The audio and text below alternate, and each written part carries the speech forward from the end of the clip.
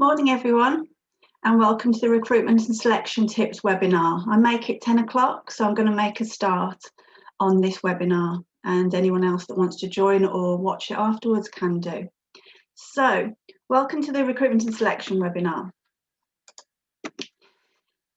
In terms of Clover HR, we are your trusted people advisors, here to help in any way we can. So on the screen, we have over 150, nearly 200 years experience between us all. So we can assure we give you the best service and advice we can give. We all have our specialisms in the areas of from recruitment, training, coaching, wellbeing, rewards, and many other strategies. So this picture was taken last March. Our team has expanded a lot since then, and I'm sure soon we can all get together. This is myself, Lynn Berman. I'm HR Business Partner for Clover HR. I've been in the role over 12 months now, but I've been in HR over 20 years. So hopefully I want to try and give you the best from this webinar. And it's a topic I feel quite close to. If there's anything from today that you want to ask questions on or anything like that, please feel free to get in touch with myself or anyone at Clover, and we'll be sure to help you. Question and answers throughout. If you want to leave a question at the bottom, by all means I will have a look at the end. Alternatively, if you want to email me, or I'll have a look at the chat option afterwards. I would ask you to keep your microphones muted at this stage, just so you can all get the maximum amount from the webinar. Okay, so what we'll be covering today, we want to look at how important a recruitment strategy is, what makes a good recruiter, and some tips along that lines. Sources of potential candidates, so where to look for the right person for the right job. Steps to simple recruitment and steps to successful selection. You might have all the best candidates, but if you don't select the right one, it can cause you cost and hassle in the long run. So how important is a recruitment strategy? An effective recruitment and selection policy not only fulfills requirements of the job, but also ensures a business will continue to maintain its commitment to providing equality of opportunities to employees. This will save time for both the business and its people, and also represent the business with a good reputation for how they select. So it's crucial to demonstrate equal opportunities through any recruitment and selection process, and this will help both choosing the right candidate, right people for the right jobs, but also help those unsuccessful learn from their experience and grow as a person. So it helps to attract top talent, and as we all know, with the right people in the right place, this will in turn help the business run effectively and smoothly as possible. A recruitment strategy should include a clear number of things. So we have tried to outline on the next few slides a lot of advice and guidance to put a clear recruitment strategy in place. It does not have to be lengthy or time consuming. It just needs the time spent on the start of planning it to make it clear and simple for all concerned. So a good recruitment strategy. This should include developing a clear employer brand. Ensure you're clear in your brand and how you advertise your business. We had a webinar on Tuesday the 12th of January this year that could help you if you would like to watch back, and this is about employer branding and how to get the best from that. It's on our website. So we create job posts that reflect your company. Use the branding to reflect the business, make it clear who you are and what you want. Use social media. So social media is crucial in getting the brand out there, but also attracting the right type of candidates and all avenues of candidates as well. Invest in an application tracking process and system. This doesn't have to be complicated. Just ensure you have a system where you collect applications, candidates' feedback, and this ensures the process is both professional and reduces the risk of errors. It also increases your reputation as a business because the candidates will get an experience from this of a professional company. Conduct great interviews, so plan what you're going to ask and why you're going to ask it. Ensure all candidates have a great experience and it represents the business well. So the benefits of doing this effective recruitment process include a strong pool of candidates, accurate qualification screenings, proactive strategic alignment with company goals, and in turn, hopefully reduce turnover because you've got the right person, and high morale within the business, and bringing new skills into the business as well. So what makes a good recruiter? Highlight the candidate's strengths. Pick out the parts of the CV and the application form that are relevant to your job description and probe the candidate on this to ensure you know what was involved, how greater input they had in it, what decision making they had in it. Good communication is key. So explain the role clearly, the business and what you expect this person to do. Lay out the expectations. This could save a huge amount of time overall. Be a good listener. So ensure you listen in an interview. Sometimes it's good to have someone else take notes while you really listen and concentrate on asking the questions and listening to the answers. Approachable demeanour. Make the candidate relaxed, as you will get the best from the candidate then and hopefully see the real them. Target driven. So ensure you keep on track of what you're going to ask and why you're going to ask it, and try not to divert too much into lengthy questions. Otherwise, you'll either run out of time or ask the wrong questions throughout. Try and be good at multitasking. So a good interviewer will pick up on what the candidate has asked and maybe probe a question on that and dig a little deeper. Do not be robotic on the script though, and ensure you kind of flow from the questions and make it quite a fluid process. And be flexible throughout your interview. If you do divert off track, just bring it back on. Be patient. So with the candidate, this might be the first time they've interviewed for a number of years. So try and be patient with them and get them to feel comfortable and at ease. And hopefully you'll get a more genuine and true person from that. And be confident. So be confident in your approach, what you want, as this will only help the process. Stick to what you want and represent the company well. You've also got relationship building. So this is someone you could work with for a long time. So ensure you start the working relationship well. IT and social media skills. So knowing how to advertise and where makes a good first impression of the business. Where are people looking? Where are candidates looking? And what makes them want to apply for that role? Enlisting some help here if you're unsure how to go about it, as this can help you attract the right audience for the job. So be reliable, be punctual in your interviewing. If you say you're going to call at 10 o'clock, call at 10 o'clock. This gives a good reputation for your business. You would expect the same from the candidate, so try and make it equal throughout. Be a strong ambassador of your business. Consider the reputation of the business, and obviously everything you do at interview stage represents the business, so make sure you put it in a good light. Problem-solving skills. So here the interview may not be flowing or may not get the answers you were expecting. So try and think on your feet a little bit. Look to sort the problem out there and then, and help ensure the candidate gets the best possible experience if you are going off track with your questioning. Remember the small positive details. So try and listen to the candidate's answers and pick right information from the candidate if they would suit the role, and question them on that deeper. And then give a personal touch to it. Be empathetic to the candidate and give them the best possible chance to be themselves. Okay, so when we look at the sources of potential candidates, where do we look for these people? What other options, what options are there to find the people? So we've got employee referrals, which is sometimes called a find a friend scheme within an organisation. So an internal candidate would recommend someone they know from the external market. Relatives, friends, colleagues that they've worked with in the past. You've got internal recruiting, which obviously time saving, it helps, and with interviewing and onboarding process. But it can stifle new ideas and new practices and bringing new blood into the organisation. So just look at that as if you want to go that route. But obviously it will also help succession planning as well. Advertise externally. So where do you want to advertise? Bring in fresh ideas. This helps, and renewed energy into the organisation. But again, it could bring cost as well. So make sure you check your recruitment budget and what you've got to spend. You've got web advertising as well. So career sites are available, Indeed, Monster, Fish for Jobs, and there's many others in the market if you wanted to go down an online search. Boomerang employees. So these are employees that you bring back ex-employees that used to work at your business. Think of the reasons why you do this. Why did they leave in the first place? And whether it's the right move to do.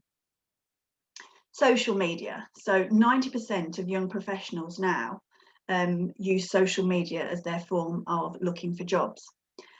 So we've got to look at the Facebook, Twitter, Instagram, LinkedIn as good options to source different types of candidates that you're looking for, or different skill sets.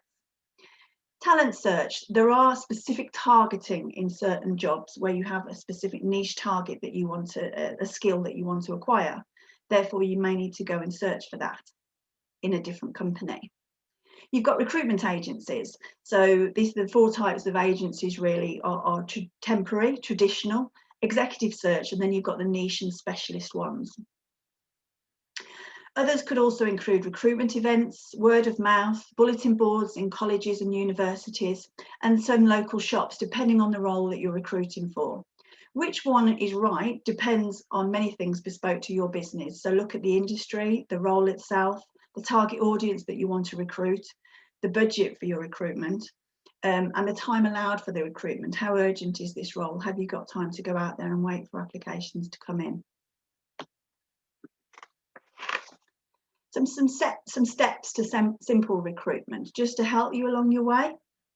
So know what you need for the job, be organised, plan the timeline and what should happen by when, and try and stick to that. Prepare the job description and the person spec for the role. This is crucial for you, the interviewer, to follow, and also for the candidate to know exactly what you're looking for. Also helps with feedback afterwards for the recruitment of the unsuccessful candidates, and it's always nice to offer feedback to them. Choose where to advertise. So again, choose the right advertising method for the role, as said in previous slides, and where are you going to reach the maximum suitability for that role. Review your application process. So how are you assessing the individuals? Are you doing CV, application form, and try and be consistent in your approach so you can benchmark them against each other. When you're conducting the interviews, have a plan. What type of questions are you asking? How many stages are you having, and what are you learning at each different stage? So you have also different types of interviews that can be used, such as face-to-face, competency assessments, computers tests, group discussions, work-based tasks, in-tray exercises. They also do psychometric testing. So decide how you want to find the best possible fit for that role. Consider phone screening as a good way of saving time. This is a good way to know some candidates if you've got a lot of candidates and you cannot decide on a large pool, to try and save some time for phone interviews. Again, you have got a risk of losing good candidates here because you might not get the best experience from that person on the phone. Remember, first impressions count. So provide an excellent candidate experience for each candidate. This also represents your business as well and your reputation as a company. So the unsuccessful candidates will talk of their experience in the future to others, and it might prevent and deter others from applying in the future. Alternatively, it might get them to apply as well if you've given the candidate a good experience, even if unsuccessful. Have a great onboarding process. So this is the probation period a lot of the time, and the induction period for that new starter. This really does help them settle in the first 3 to 6 months and can form the foundation of their career within your organisation. And remember, it's a two-way process. So it's hard, it has to work both sides. You may love the candidate, but again, you need to make sure that business is right for the candidate itself. Ask good questions throughout, so make it enjoyable for the candidate. Look at what kind of questions you're asking from them, and are you making them feel relaxed? Draw out the questions to get the answers you want. And explore and embrace diversity. So here you need to always look at different ways of interviewing and make sure you're being inclusive to all. Okay, so other things to consider when you look at steps to simple recruitment. Create a successful process. So try and use a fair process with scoring of answers, etc. This takes the emotional element out of it, and scores are fair and consistent then for all to see and quite transparent. Communicate to a lot to all candidates. Keep them informed. Remember, this experience represents the candidate's first impressions of the business and you. A bad experience can lead to bad feelings from the start. So be data driven as well as listening to all the answers given, and if unsure, ask again. Use the scoring methods you've put in place properly. Try not to divert from that too much. Screen candidates based on the job needed. You may like a candidate during the process and get on with them, but can they perform the job effectively? Remain clear on your objective throughout. Use others within the business to help. So do not be the only person in the selection process. Use others around you to help give their opinion, especially those doing the role itself. They could really help you decide what is the best fit for that role and what it entails. Spend time deciding, so don't rush a decision once you've seen the number of candidates, because it could end up being a costly experience overall. And plan ahead in your process. So have a time frame from start to finish. When do you want the first interviews? When do you want the second interviews? Sometimes things that do emerge that knocks you off track and the time frame is expanded, but be flexible on your approach on that and try and stick to it where you can. Don't delay candidates. The candidates are waiting for your call, your email. Do not delay them, and keep them informed if there is a delay and why, as they may lose interest if they just don't hear anything from you at all.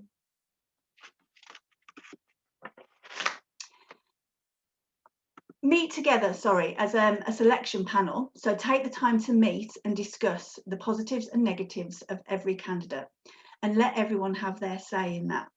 So contact the remaining candidates. Always ensure you let unsuccessful candidates know the results and the outcome. And there is nothing worse than getting back to the candidate, and they will have nothing worse than not getting back to the candidate, and they will have a bad impression of the business and yourself, and it could deter them in the future. So just in summary, go over some of the tips that I've given you today. Be organised, so get the job description and the person spec in place, decide the salaries, decide the hours of work, who they will report to. Be clear on what you want. So what type of person do you want? What experience, what skills are crucial? Are there any qualifications that you need? Plan the selection process, so where to advertise, why there, how long have you got to wait for that? Do you give a deadline to the candidates? Plan the interview process. So again, who is interviewing? How long do you have to get the candidate in place? What questions will you ask them? And how are you going to score them? Take time with the selection process, scoring correctly, get the panel opinions, timing right, get feedback to the other candidates of why unsuccessful. So do the whole selection process accurately for both the successful candidate and the unsuccessful candidates. Plan the onboarding effectively. So here you need to plan the first 3 months really effectively of what they're going to do, who they're going to meet. This is crucial to any new starter, to feel welcomed into an organisation, planned for and given the best experience to do their job effectively. We are running an onboarding webinar next month online, so please do look out for this, and we can give you some further tips on onboarding. So how can Clover HR help you? Clover HR is a strong recruitment division, as well as obviously HR generalist and all of the avenues that I've mentioned today, who specialise in all stages of recruitment, from formulating the job spec to advertising, interviewing and selecting a pool of candidates for you to choose. We use a wide variety of assessment methods that work best for the type of role that you are after, the industry and the skill level needed. So please do look through our recruitment brochure on our website for any help needed, or give us a call. We're sure to help. So that's Recruitment and Selection webinar over today. Thank you so much for listening. I hope it's been useful. If there is anything you want to ask me, by all means email me or phone me. That is absolutely fine. I see no questions in the question and answer session. So by all means, contact me after today, or you'll of course contact any of our team and we'll be proud to help you. Thank you for listening today.